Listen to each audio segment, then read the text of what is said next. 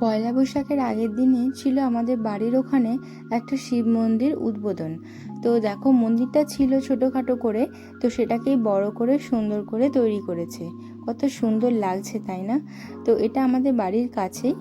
আর এই যে এখানে মেলাটাও হয়েছিল, এই পুজোর উপলক্ষে এখানে মেলা হয়। তো আমরা সবাই মিলে গেছিলাম মেলা দেখতে, আমি, বাবু, ওর বাবা আর পিসি সবাই মিলে চলে গেছি মেলাতে। কত খাবারের দোকান, খেলনার দোকান তো প্রচুর বসেছে, খাবারের দোকানও অনেক ছিল।